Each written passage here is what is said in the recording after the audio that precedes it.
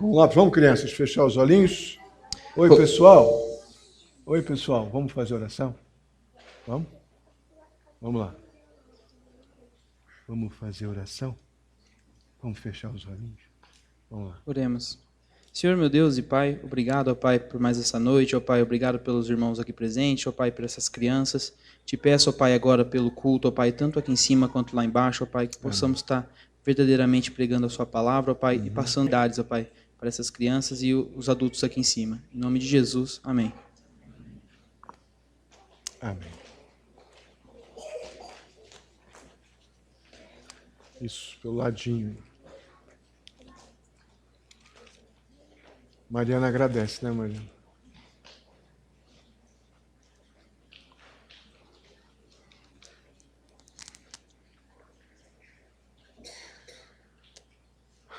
Muito bem, irmãos. Vamos abrir nossas Bíblias lá em Carta de Paulo aos Romanos, capítulo 5. E falamos semana passada bastante sobre a justificação pela fé. Na verdade, estamos falando desde o capítulo 1, porém, enfaticamente, sobre a justificação pela fé, da metade do capítulo 3 para cá. Eu acho que eu estou sem retorno. E hoje vamos falar dos benefícios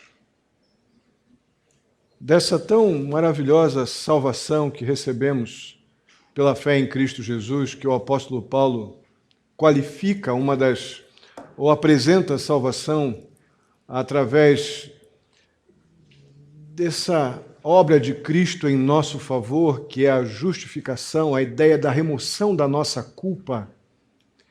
Isso é tão bom, irmãos. É tão bom pensarmos na justificação como um momento da nossa salvação em Jesus Cristo. Gostaria muito que você estivesse valorizando muito o que nós estamos ouvindo nesses dias. Porque é exatamente a pouca valorização, a pouca compreensão da salvação que recebemos, do perdão de pecados, do que Cristo fez por nós na cruz do Calvário, é que nós somos tão negligentes com a nossa vida cristã. Que nós somos tão displicentes com o culto, displicentes com a vida, a dinâmica da vida cristã, com a leitura bíblica, com a devocional, com o nosso testemunho no trabalho, em casa, pela compreensão esvaziada da salvação que recebemos em Jesus Cristo. Porque nós sabemos que somos pecadores. Nós sabemos que recebemos a salvação, esse presente do amor de Deus, que olhou para mim e viu um morto, conforme vemos lá em Efésios capítulo 2, versos 1 e 2, e decidiu dar vida a um morto. Decidiu, através do Espírito Santo de Deus, convencer este morto a olhar na sua moribundez espiritual, olhar para o seu próprio coração, ver o seu pecado e perceber que não poderia fazer nada por si mesmo. E então Deus nos faz contemplar o que Cristo fez por nós na cruz, e mediante esta obra do Espírito de Deus que nos convence do nosso pecado, somos conduzidos ao arrependimento e aí recebemos vida. A vida nova que Deus nos dá em Jesus Cristo. O fato é que depois disso nós sabemos que continuamos pecadores. Não mais aqueles pecadores que pecam sem a compreensão do mal que o pecado é e do quanto isso ofende a Deus, mas ainda continuamos pecadores. Aí é onde entra a obra de Cristo na cruz e essa realidade da justificação pela fé naquilo que Cristo fez por nós na cruz do Calvário, onde a nossa culpa é removida. Cristo leva a nossa culpa. A culpa de ainda continuarmos pecando contra Deus, mas não mais sem a compreensão do dano, do mal que o pecado causa, mas compreendendo que Cristo morreu na cruz por pecadores arrependidos. Para esses, então, a justificação pela fé faz todo sentido. Porque nós compreendemos o nosso estado de pecadores, porém a culpa que esse pecado traz foi removida. Isso é glorioso. Se não é isso que nos convence ou nos mobiliza a estarmos aqui adorando o Senhor, a não dormir na mensagem. Aos dorminhocos de plantão, fica aqui então o recado. É essa gloriosa salvação e essa remoção da nossa culpa que deve gerar em nós, deve aumentar o nosso temor ao Senhor e a nossa responsabilidade para com Deus diante de tão grande salvação, tão grande presente. Vamos continuar falando sobre isso hoje. Mas o fato é que o Evangelho de Jesus Cristo, ele promete às pessoas, a todas as pessoas, o perdão dos seus pecados. O Evangelho de Jesus Cristo promete às pessoas a certeza de um relacionamento com Deus que vai durar por toda a eternidade. Não alguma coisa transitória, como nós estamos acostumados a lidar com os nossos relacionamentos seculares, convenientes. Mas o perdão de Deus que recebemos em Jesus Cristo nos coloca num tipo de relacionamento com Deus que vai perdurar por toda a eternidade. E uma vez crentes do Senhor Jesus, estamos nesse relacionamento com Deus através da fé em Jesus Cristo, nós passamos a vislumbrar uma nova realidade de bênçãos e benefícios espirituais que essa justificação pela fé traz a todo aquele que crê em Jesus Cristo. E é o que vai nos dizer Romanos capítulo 5, hoje veremos dos versos 1 ao 11, onde o apóstolo Paulo fala não somente da esperança, da bênção futura, das coisas do porvir no céu, mas o apóstolo Paulo fala também da esperança que o crente encontra hoje, agora mesmo, em meio às muitas provações e tribulações que nós passamos nesta vida. O apóstolo Paulo vai falar também da esperança que temos em Jesus para este tempo, onde somos afligidos por todo tipo de provações e tribulações. Vamos ler os versos de 1 a 11, depois estaremos orando. Diz assim, capítulo 5 de Romanos, versos 1 a 11. Tendo sido, pois, justificados pela fé, temos paz com Deus por meio do nosso Senhor Jesus Cristo, por meio de quem obtivemos acesso pela fé a esta graça, na qual agora estamos firmes, e nos gloriamos na esperança da glória de Deus. Não só isso, mas também nos gloriamos nas tribulações, porque sabemos que a tribulação produz perseverança. A perseverança é um caráter aprovado. O caráter aprovado, esperança.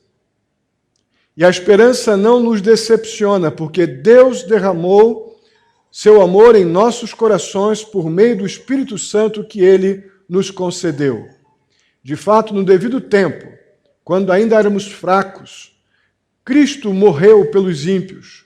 Dificilmente haverá alguém que morrerá por um justo. Embora pelo homem bom, talvez alguém tenha coragem de morrer. Mas Deus demonstra seu amor por nós. Cristo morreu em nosso favor, quando ainda éramos pecadores. Como agora fomos justificados por seu sangue, muito mais ainda por meio dele seremos salvos da ira de Deus. Se quando éramos inimigos de Deus fomos reconciliados com ele mediante a morte do seu Filho, quanto mais agora, tendo sido reconciliados, seremos salvos por sua vida. Não apenas isso, mas também nos gloriamos em Deus, por meio de nosso Senhor Jesus Cristo, mediante quem recebemos agora a reconciliação. Amém? Vamos orar. Pai amado, muitíssimo obrigado por estarmos mais uma vez reunidos aqui como a tua igreja, reunidos aqui em nome de Jesus, para honrá-lo, ó Deus, com o nosso culto. Por isso, ó Pai, clamamos que o Senhor aceite a nossa adoração, o nosso culto, e pela tua misericórdia, Senhor, fale aos nossos corações mediante a tua palavra. Que o teu Santo Espírito, ó Deus, nos convença da gloriosa da maravilhosa obra que Cristo realizou por nós, morrendo à cruz pelos nossos pecados, nos dando a Deus a bênção da salvação, nos justificando diante do Senhor pela nossa culpa e ainda, ó Deus, nos beneficiando com toda sorte de bênçãos espirituais. Ajuda-nos a compreender isso, ó Pai, nesta noite, que saímos daqui gratos, ó Pai, que saímos daqui cheios de temor ao Senhor. Se há alguém aqui nesta noite que ainda não entregou o seu coração a Jesus Cristo, que hoje seja o grande dia deste encontro especial e derradeiro com Cristo Jesus. Assim eu te peço, ó Pai, muito agradecido, em nome de Jesus. Amém. Se há alguma coisa que pode ser feita por esse retorno, eu estou com um eco muito grande voltando para mim, se não, deixa como está. Vamos considerar então os benefícios, ou que benefícios são esses que a justificação pela fé nos traz. Logo no verso 1, nós vemos em destaque o benefício da paz com Deus. O verso 1 nos dá como resultado da nossa justificação pela fé, o apóstolo Paulo nos diz que nós temos paz com Deus. Irmãos, paz com Deus é diferente do que vemos lá em Filipenses, capítulo 4, verso 7, que o apóstolo Paulo chama de paz de Deus. Filipenses 4, 7 vai dizer que a paz de Deus, que excede todo o entendimento, que ela guardará os vossos corações e vossas mentes em Cristo Jesus.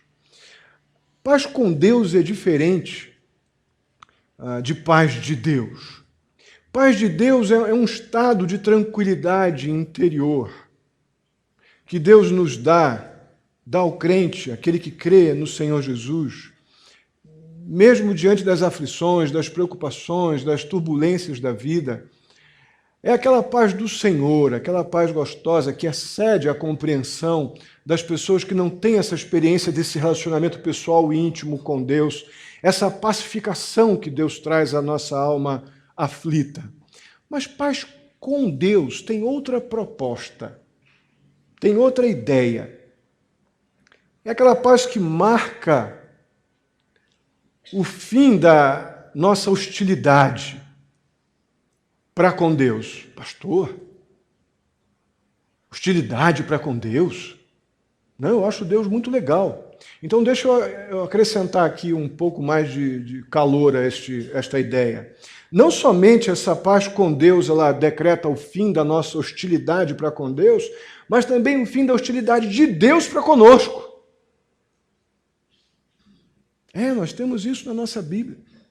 E apenas pontuando, Efésios capítulo 2, que eu mencionei aqui há pouco, nos versos 1 a 3, diz lá que nós estávamos mortos em pecados e delitos, vivendo na desobediência e éramos merecedores da ira nesse estado. Da ira de Deus. A ideia de hostilidade, de inimizade.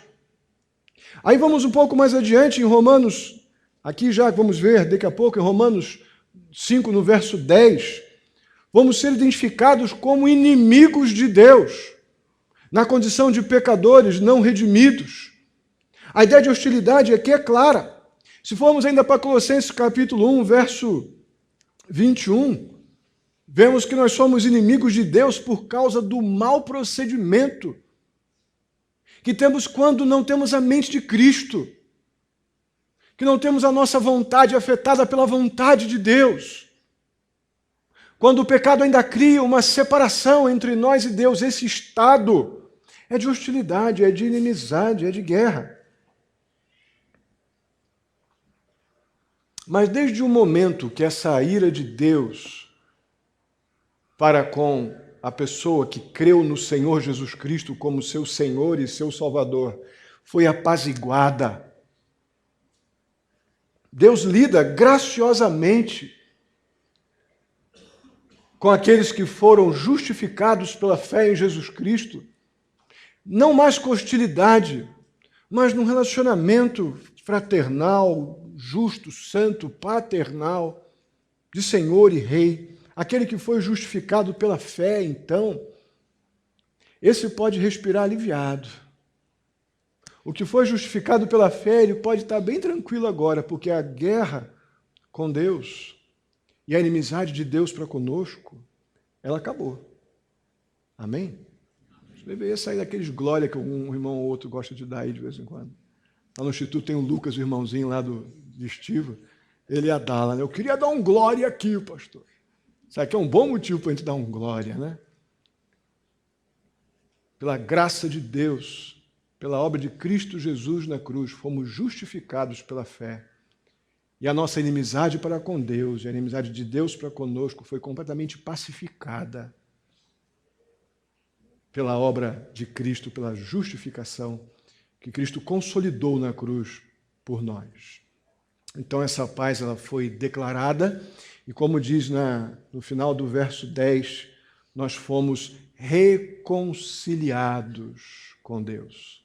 Éramos antes de sermos justificados inimigos. Depois de salvos e justificados pela fé, nós fomos reconciliados, fomos conduzidos à condição de filhos, de herdeiros. Isto é algo glorioso, maravilhoso. A questão é que essa paz com Deus, os benefícios dessa paz com Deus continuam. Nós temos um acesso também, pela fé, a Jesus Cristo e a graça da justificação. A primeira parte do verso 2 diz assim: por meio de quem, Jesus Cristo, obtivemos acesso pela fé a esta graça na qual agora estamos firmes. Irmãos, as pessoas procuram loucamente pela paz. As pessoas querem paz, e é normal as pessoas quererem paz. Encontrar a paz verdadeira, a paz não transitória, a paz não casual é outra questão. Mas que as pessoas, de forma geral, procuram paz, não tem a menor dúvida. E pelos meios mais criativos, por mais inúteis que possam ser, os meios pelos quais as pessoas procuram sentir-se em paz, estão aí batalhando para tentar se sentir bem. Algumas julgam que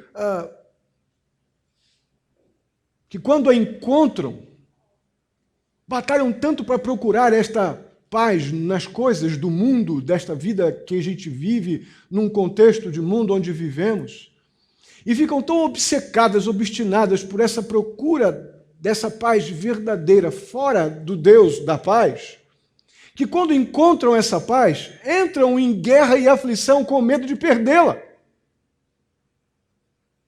Uma paz que gera falta de paz. É tão comum isso, né? Mas as pessoas estão aí batalhando por isso. Mas a justificação que Jesus nos deu, quando foi à cruz e morreu por nós, que há pouco estávamos mortos em pecados e delitos, mas recebemos vida não por mérito algum nosso, mas porque Deus decidiu salvar pecadores através da morte do seu Filho em nosso favor. Isso é tão glorioso que removeu a ira de Deus que estava sobre o pecador.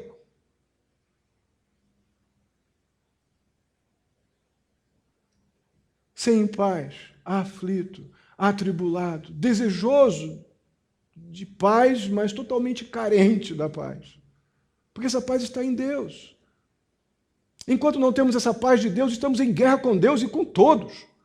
E com tudo. Mas depois do que Cristo fez por nós na cruz, essa ira foi removida por Deus. E a Bíblia nos diz então que nós temos paz com Deus. E essa paz ela é eterna. Nós obtivemos acesso pela fé, através de Jesus Cristo, essa graça da justificação. E nessa graça, nós estamos firmes, a ideia de seguros, inabaláveis.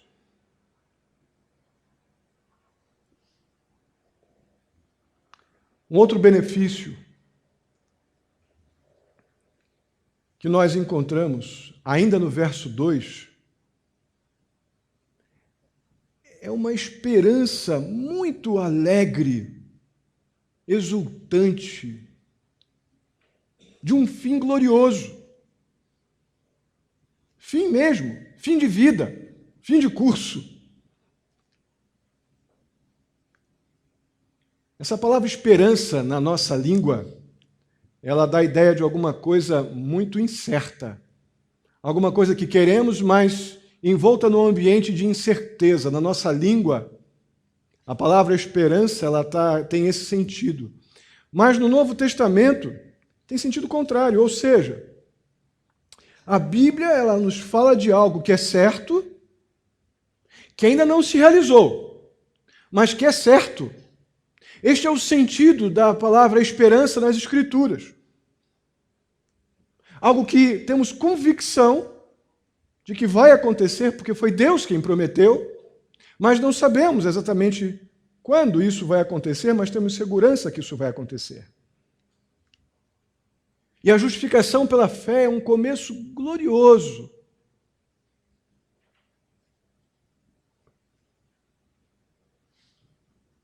Nessa jornada da esperança nas promessas do Senhor, mas essa mesma justificação pela fé é também a base da nossa confiança de um fim glorioso. Temos a segurança da provisão de Deus no presente,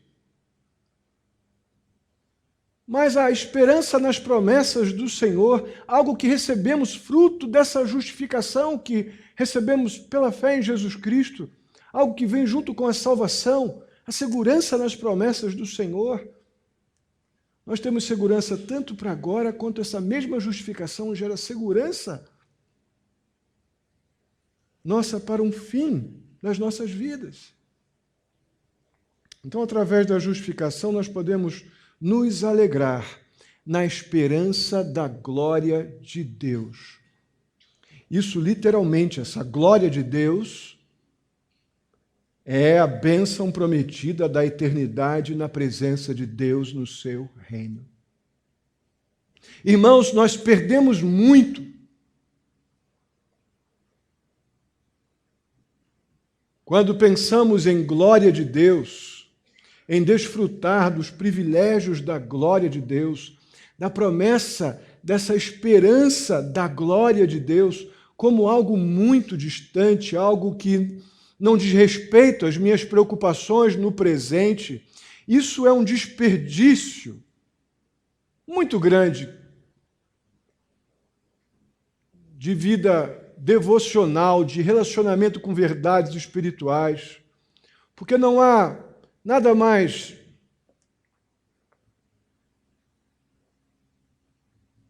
frágil do que a nossa vida. Muito frágil. Eu tenho dito isso aqui incansavelmente. Incansavelmente. Nós banalizamos muito facilmente a reunião, o encontro dos santos, dos crentes do Senhor Jesus. Por coisas muito banais deixamos de estar aqui como crentes adorando como igreja. Por coisas muito banais, muito transitórias, deixamos de orar, deixamos de ler a Bíblia. Deixamos de ter um momento pessoal de reflexão, de contrição, de contemplação da graça, da glória, da justiça, da santidade de Deus. Isso é um desperdício. Isso é uma banalização da compreensão do que recebemos. Porque pensar na glória, na esperança da glória de Deus, que diz respeito às bênçãos prometidas na eternidade, na presença de Deus, pode estar muito mais perto de nós do que nós podemos imaginar. Então, uma vida ativa, comprometida com verdades espirituais que alegram a nossa alma, que nos fazem labutar intensamente por uma vida santificada, a repudiar o pecado, a testemunhar de Cristo, a zelar em nossos relacionamentos com marido, esposa, filhos, colegas de trabalho, para que vejam Cristo em nós a tempo e a fora de tempo, deixa de ser um causuísmo, para ser algo que faz parte da minha vida cristã, diante de algo tão glorioso que eu recebi, que eu tenho a esperança de desfrutar plenamente isso na glória do meu Senhor Jesus. Isso pode ser muito em breve, tanto pela vinda do Senhor Jesus, que pode ser hoje ainda, quanto pela nossa morte. O que nós estamos fazendo com a nossa vida cristã?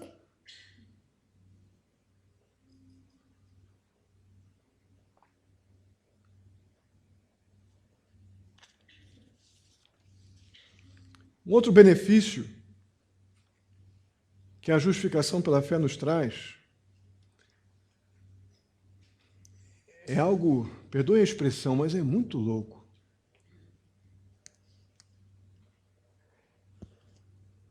É uma esperança alegre nas tribulações presentes, as coisas de agora, que sofremos, que passamos hoje. Nós já vimos que a justificação dá ao crente paz com Deus. Nós já vimos que a justificação pela fé nos assegura a eternidade com Deus. Mas também a justificação pela fé, ela dá esperança confiante no presente, de modo que do começo ao fim da nossa vida, a esperança caracteriza, essa esperança do crente nas promessas do Senhor caracteriza ou deve caracterizar a nossa vida como crentes do Senhor Jesus. E Paulo está falando aqui sobre tribulações no presente, porque o presente dele, lá no século I, como o presente daqueles homens, o próprio Senhor Jesus Cristo, os apóstolos, no século I, foram dias difíceis, foram dias de tribulações, foram dias de perseguições por causa do Evangelho, por causa do testemunho de Cristo. É o que diz nos versos 3 e 4. Não só isso, mas também nos gloriamos. Essa expressão nos gloriamos, irmãos, é aquela ideia da pessoa que está pulando, batendo pé e mão, exultando gloriosamente, alegre, exultante, feliz, soltando fogos. Essa é a ideia da expressão nos gloriamos. Por isso que eu digo que é meio louco. Nos gloriamos nas tribulações. Paulo endoideceu. Tribulação é um negócio meio ruim, né? Os olhos dele não estão mais na tribulação, somente nas tribulações. Os olhos de Paulo estão no autor e no consumador da sua fé. Os olhos de Paulo estão nos benefícios da justificação que ele, o anteriormente matador de cristãos, agora está sendo completamente beneficiado da paz com Deus, para que possa estar exultando agora nas aflições. Ele compreende o que Deus fez por ele através de Jesus Cristo. Ele compreende a remoção da culpa que foi retirada dele através do sacrifício de Jesus, no lugar dele. Por isso, então, ele pula. Por isso ele exulta nas tribulações, porque sabemos que a tribulação produz perseverança. A perseverança, um caráter aprovado, e o caráter aprovado, esperança. Então, o que Paulo está dizendo é que os crentes do Senhor Jesus, eles podem se orgulhar nas tribulações. Primeiro, porque quando Deus nos permite as tribulações por estarmos no mundo que a Bíblia nos diz, que esse mundo jaz no maligno, o Senhor Jesus nos diz que neste mundo passaríamos por provações ou tribulações, mas tem de bom ânimo, porque Jesus, eu venci o mundo. E esse mundo onde nós passaríamos por tribulações faria com que nós ganhássemos uma calosidade que nos faria perseverantes. E como nós precisamos de perseverança na fé. Como é fácil deixarmos de lado as coisas que cremos aqui dentro da igreja, pelas nossas urgências carnais do dia a dia. Isso é assombroso. Por isso que é tão importante a tribulação como algo permitido pelo Senhor, porque o apóstolo Paulo está dizendo, olha, foi por meio delas que eu aprendi a perseverar. porque eu continuo amando a Jesus e crendo naquilo que Ele fez por mim, crendo que eu merecia o inferno e Ele removeu de cima de mim a culpa do meu pecado. E as tribulações fazem com que eu persevere mais na fé, que eu não o troque por um cacho de banana, que eu não troque as verdades que eu creio por conveniências temporais. Então as tribulações me fazem uma pessoa mais perseverante. E essa perseverança, ela produz algo que fica muito gravado dentro do ser humano, que é um caráter aprovado. Não um caráter duvidoso, frágil, mas o perseverante na fé, em meio às tribulações, ele passa a ter um caráter, na verdade, há uma boa tradução também que diria caráter comprovado. Fé comprovada, fé experimentada. E depois de algum tempo de fé experimentada, com resistência espiritual perseverante, isso se torna uma qualidade espiritual. Isso se torna um estado natural dessa pessoa que foi, então, sofreu tribulações, aprendeu a perseverar, teve o seu caráter experimentado e comprovado, e ela, então, ela revela este caráter de Deus, verdadeiro caráter do crente, onde está, com quem vive, como se relaciona com as pessoas no seu dia a dia. E o que realmente somos fica evidente em nossa resposta às adversidades. No final do verso 4, vemos que esse caráter comprovado ou aprovado produz a tal da esperança. A certeza de que se foi Deus que prometeu, eu posso esperar que no tempo devido se cumprirá. O que nós temos experimentado, irmãos, é que a provisão de Deus para o nosso presente, para o nosso dia a dia, as provisões do Senhor nos sustentam.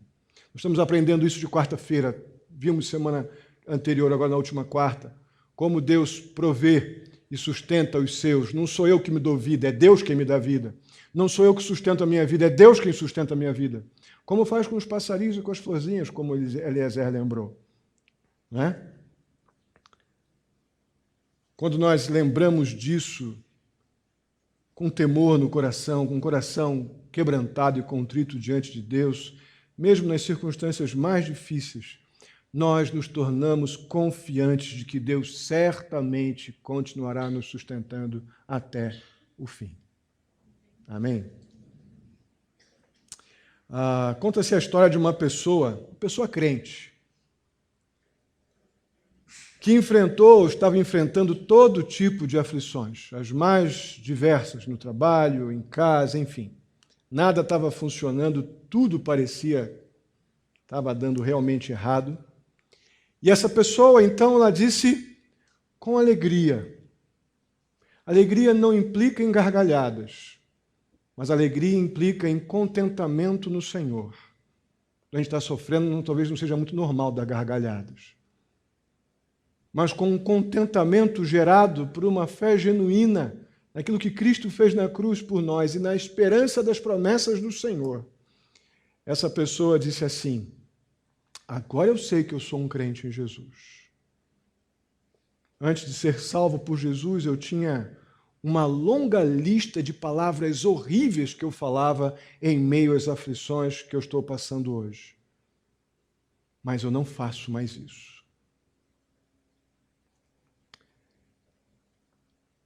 Essa é uma declaração verídica de uma pessoa, de um crente no Senhor Jesus. Essa pessoa, ela viu a sua mudança. Ela identificou a mudança que Deus fez em sua vida.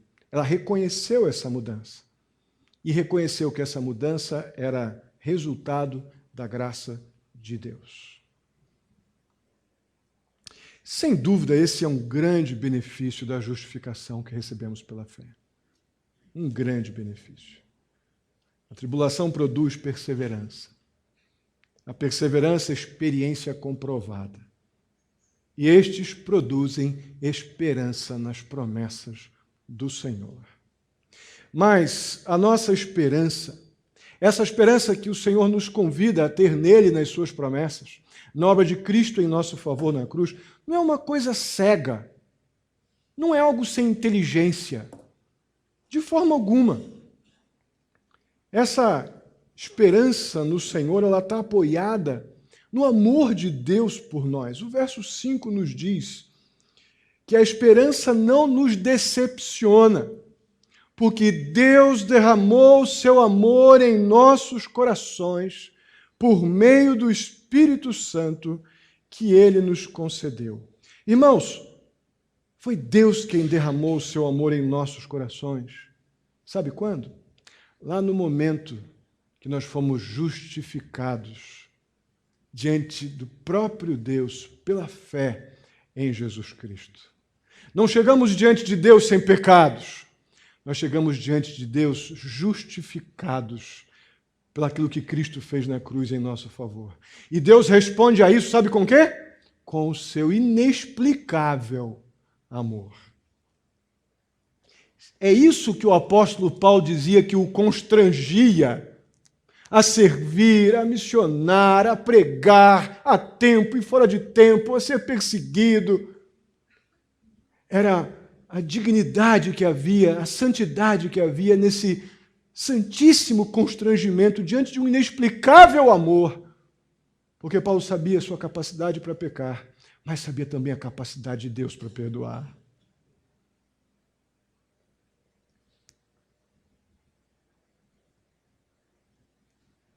E Paulo ainda diz mais. Ele faz questão de lembrar que Deus não decidiu me amar quando me viu lá, choramingando, Senhor, tem misericórdia de mim que eu sou pecador. Não, Deus não decidiu me amar nesse dia, não. Os versos 6 e 7 nos dizem que isso aconteceu antes. Vamos ler juntos? De fato, no devido tempo, quando ainda éramos fracos, Cristo morreu pelos ímpios. Dificilmente haverá alguém que morra por um justo. Embora pelo homem bom, talvez alguém tenha coragem de morrer. Cristo morreu por nós, então, quando ainda éramos débeis. É uma possibilidade de tradução aqui. Fracos, incapazes completamente de poder se apresentar diante de Deus, sequer para pedir perdão ao Rei. Merecíamos somente a morte, separados de Deus pelo pecado, separados de Deus pela ira, que é a inimizade que o pecado nos impõe, nos deixava nesse relacionamento de conflito, de guerra com Deus. Paulo faz questão de lembrar que essa decisão de Deus nos amar aconteceu bem antes de nós sequer cogitarmos. Você talvez que tenha vindo nos visitar nesta noite, sem ter tido um encontro com Jesus ainda, quero te dizer que esse texto da palavra de Deus nos diz que Deus te amou bem antes de você receber esse convite hoje. Bem antes. Lá, bem antes da sua conversão, que talvez hoje você não esteja valorizando como deveria. A salvação que você recebeu em Jesus Cristo está aqui meio por acidente, porque não tinha o que fazer hoje. O amor de Deus te alcançou bem antes. Bem antes. O que Paulo quer dizer aqui nesse texto, quando ele diz que dificilmente haverá alguém que morra por um justo, embora pelo homem bom alguém tenha coragem de morrer, de uma forma bem sucinta, ele está querendo dizer que nós não somos nem justos e nem bons, a ponto de nos oferecer em sacrifício por alguém, até porque nosso sacrifício não valeria nada diante da realidade do estrago que o pecado faz em nossa vida. Mas ele está dizendo que aquele que é bom e justo, Cristo Jesus, ele já se sacrificou por nós. Isso aconteceu em nosso favor quando ainda éramos pecadores. Irmãos, há tanta graça nisso. A grandeza do amor de Deus num discurso como esse é algo tão grande. O meu vocabulário é extremamente limitado. para expressar a grandiosidade deste amor santamente constrangedor, que veio ao meu encontro mesmo quando eu repudiava a Deus, mesmo quando eu tratava a Deus como um ser que me atrapalhava, como algo que eu não queria. Deus já tinha dito: eu decidi amar pecadores. E mandei Jesus na cruz morrer por esses pecadores, para que todo aquele que crê, como disse no início do culto, no maravilhoso texto de Isaías 53, o Evandro, tudo que Cristo fez por muitos foi glorioso, por um gesto imenso do amor de Deus, mas nem todos. Por quê? Porque Deus quer que nós o recebamos pela fé em Jesus Cristo. Deus quer que nós creiamos que Ele mandou Cristo morrer por nós, pecadores, que o nosso pecado não foi barato para Deus. O nosso pecado teve um preço caríssimo. E toda vez que deliberadamente pecamos contra Deus hoje, é como se nós estivéssemos batendo os ombros para a obra de Cristo na cruz por nós. O pecado hoje que cometemos e não nos causa constrangimento, terror, implica numa perda de perspectiva do que significa o relacionamento que Deus estabeleceu conosco quando mandou Cristo morrer na cruz, demolindo, retirando a ira que estava sobre nós.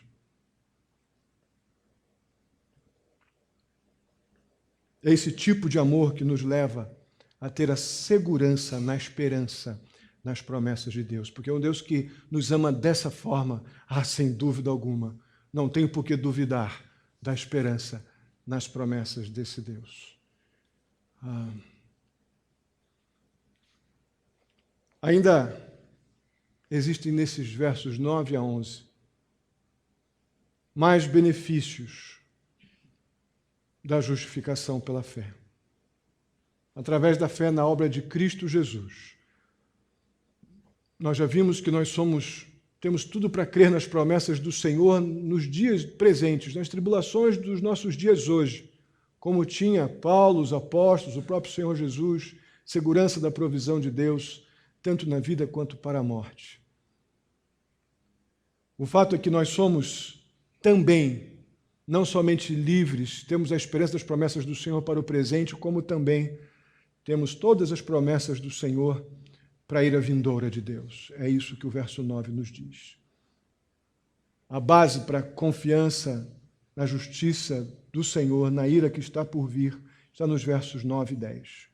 Como agora fomos justificados por seu sangue, muito mais ainda por meio dele, do sangue de Jesus Cristo, seremos salvos da ira de Deus, algo que está por vir.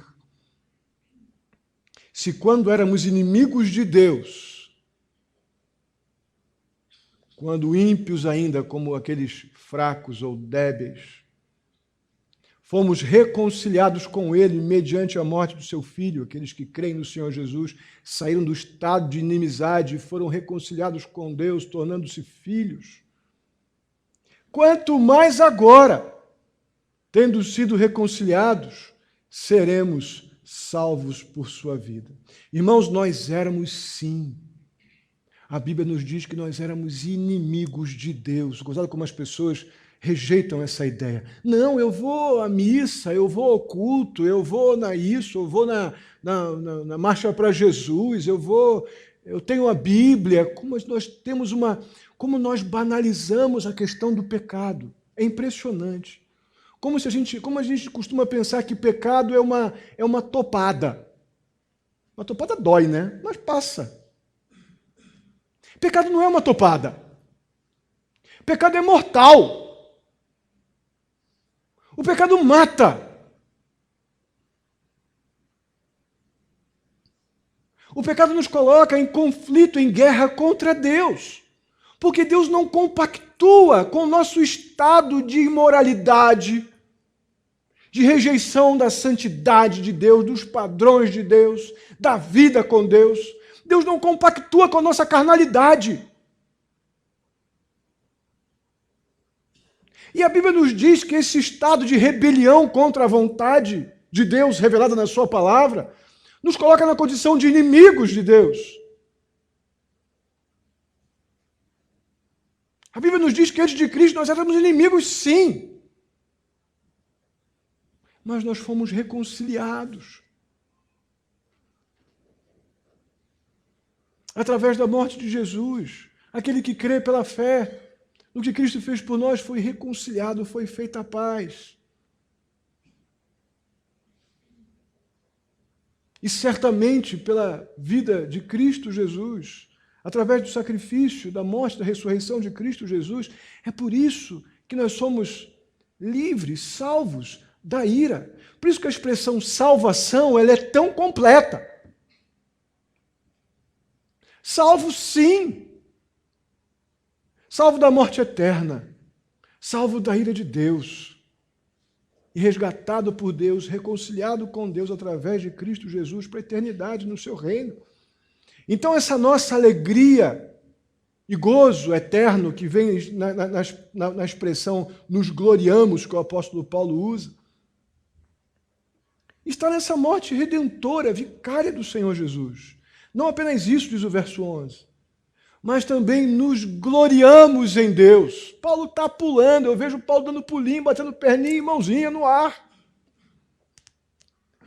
Eu estou exultando em Deus. Eu sei que eu merecia estar morto. Eu sei que eu merecia o inferno.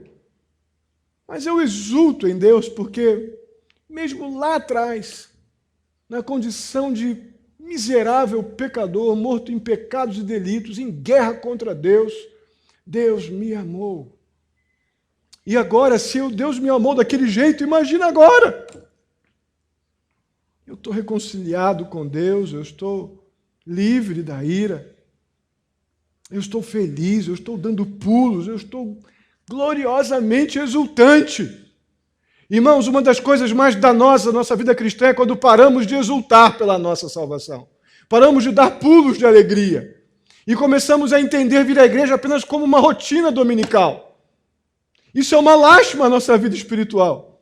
Isso é o começo do fim de uma vida devocional.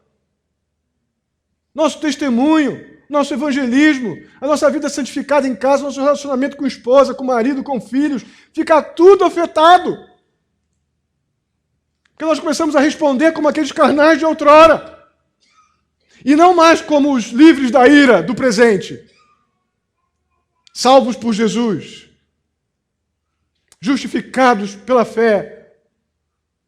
Que tiveram sua culpa do pecado removida pela graça de um Deus que nos amou de maneira inexplicável. Quando isso não nos faz mais dar pulos de alegria, é hora de chorar, irmãos. E clamar, Senhor, renova a alegria do amor que eu já tive talvez um dia.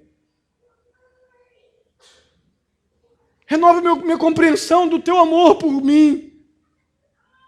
Renova a compreensão do que eu era morto em pecados e delitos, indo para o inferno, e agora sou reconciliado pela graça e pelo amor que eu não explico, mas eu recebo, eu percebo. E desfruto de todos os benefícios deste amor, desta paz com Deus. Temos que parar já, irmãos. Parar de uma vida medíocre, espiritual, e começar a ter uma vida ativa, comprometida, gloriosa e exultante diante de um amor tão grande.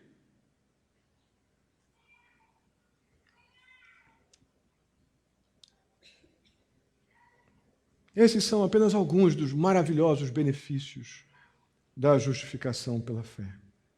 Ao contrário desse evangelho da boa vida que tem sido pregado por aí e muitos têm dado ouvidos, o apóstolo Paulo ele não está vendendo esperança. Ele não está prometendo paz e prosperidade num balcão de supermercado. Pelo contrário, o apóstolo Paulo está dizendo que a esperança do crente ela se renova. E o amor de Deus é visto em meio às muitas tribulações, às muitas provações. Irmãos, e a esperança que não falha na tribulação Não vai falhar nunca. Se a tua esperança nas promessas do Senhor não falhar, se a tua esperança, a tua confiança não falhar no meio das tribulações, pode ter certeza, Deus vai te dar tudo o que você precisa para crer que ela não vai falhar nunca. Muitos acreditam que Deus, ou querem que Deus lhes dê prosperidade, para que então elas possam ter esperança. Aí Deus vai e nos ensina que é na adversidade que nós temos gerada em nós a esperança. Muitos querem que Deus lhe dê esperança para que possam suportar as aflições. Aí Deus vai e nos dá tribulações no nosso dia a dia para produzir esta resistência, essa esperança que nós tanto precisamos no Senhor a cada dia. E muitos querem que Deus nos faça crescer, abundar, ser felizes, para que a gente possa crer no seu amor. Aí Deus nos assegura do seu amor, nos fazendo lembrar que Cristo morreu na cruz por nós, nos tempos de nossas mais dificuldades, mais profundas dificuldades, lá quando éramos ainda inimigos de Deus, mortos, fracos, débeis. Deus mandou Jesus morrer na cruz por nós lá atrás, não foi hoje não. Definitivamente, irmãos, os caminhos de Deus são diferentes dos nossos caminhos. Isaías já nos diz isso com muita propriedade no capítulo 55, verso 8. Vamos ler juntos. Pois os meus pensamentos não são os pensamentos de vocês, nem os seus caminhos são os meus caminhos, declara o Senhor. Perdemos muito tempo tentando compreender Deus dentro do nosso senso limitado de compreensão das coisas.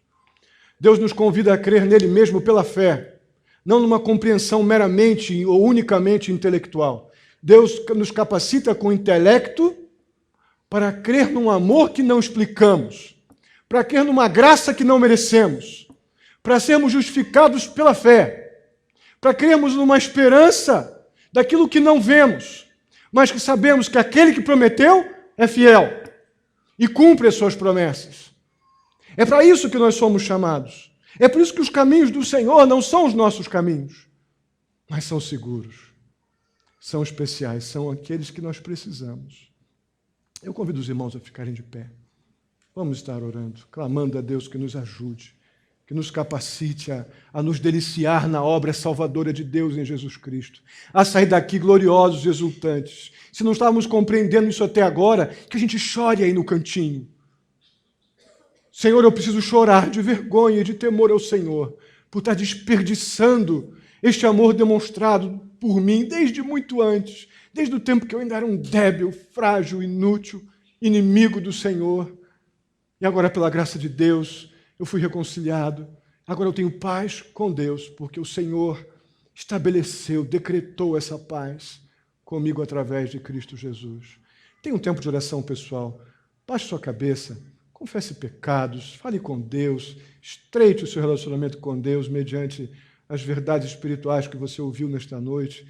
Exulte aí no seu coração, dê saltos de alegria, glorie-se no Senhor, como diz o apóstolo Paulo, diante de tão grande salvação, porque antes éramos inimigos e agora fomos reconciliados pela sua graça. Oh, que grande benefício temos recebido de Deus. Se alguém aqui que não havia compreendido o tamanho do dano que o pecado causa em nossa vida, que é pecador e que precisa de Cristo Jesus, está arrependido do seu pecado, reconhecendo a sua completa incapacidade de resolver o seu problema de pecado, mas crendo que Deus mandou Jesus morrer na cruz por você, para que você seja perdoado dos seus pecados e tenha agora essa reconciliação que Deus faz conosco mediante Cristo Jesus. Se você está compreendendo isso e crendo nessas verdades, aí no seu coração diga: eu creio em Deus como aquele que mandou Jesus morrer pelos meus pecados. Diga no seu coração: eu sou pecador, mas creio que Jesus morreu para perdoar o meu pecado. Eu não posso fazer nada pelo meu pecado, mas Deus fez, mandando Cristo morrer por mim. Deus fez isso muito antes de você decidir vir aqui nesta noite. Deus fez isso porque Ele ama pecadores e quer que o pecador se arrependa. Ó Deus, tem misericórdia de nós. Ajuda-nos a compreender, ó Pai, a tão gloriosa obra que o Senhor realizou por nós. Ajuda-nos a compreender, ainda que limitadamente, o tamanho deste amor. Estejamos exultando diante de tão grande salvação, ó Pai, de tão grande presente, tão inexplicável presente. Que seja isso que nos mova, ó Pai, a te servir alegremente, a nos ajuntarmos aqui como igreja para te adorar, a testemunharmos de Jesus, ó Pai, no nosso trabalho, em casa, em nossos relacionamentos, ó Deus, vivermos de uma maneira digna da salvação que nos foi dada em Jesus Cristo. Ó Deus querido, sê com aqueles que estão tendo um encontro com Cristo agora. Se há alguém aqui nessa condição, ó Deus, sela essas vidas com a convicção do pecado e a convicção do perdão de pecados. Sela-os com teu Espírito, ó Pai, eu te peço. Muito obrigado pela tua palavra, muito obrigado pela alegria que temos, ó Pai, em poder lembrar de que antes estávamos em guerra, inimigos do Senhor, separados por uma inimizade horrenda, horrível, mas Deus, o Senhor, nos reconciliou. Por este inexplicável amor, nos justificou através de Jesus Cristo e hoje temos paz com Deus. Louvado seja o nome do Senhor. Ó Pai Santo, leva-nos em paz para os nossos lares. Dá-nos uma semana orientada, guiada, protegida pelo Senhor. O Senhor sabe os desafios, as decisões, as preocupações da vida. Apacenta nosso coração, ó Pai, na certeza da Tua provisão, dos Teus cuidados. Leva-nos em segurança para casa, ó Pai. Assim eu te peço, muito agradecido por tanto do Teu cuidado conosco, pela Tua provisão, por tão grande salvação. Assim te agradeço e te peço, no nome santo de Jesus, que a graça do nosso Senhor e Salvador Jesus Cristo, o amor de Deus, nosso amado Pai, a comunhão e a consolação do Espírito Santo esteja sobre a vida de cada um de vós, queridos irmãos, hoje e até a vinda do nosso Senhor Jesus Cristo. Amém e amém. Que Deus o abençoe. Pode sentar-se. Se você aceitou Jesus como seu Salvador, compreendeu a mensagem que foi pregada, fique sentado no seu lugar. Uma pessoa vai sentar junto de você, vai orar com você, vai conversar um pouco com você. Mas se você compreendeu a mensagem, entregou o seu coração a Cristo, não se levante. Fique no seu lugar que alguém vai estar ao seu lado logo.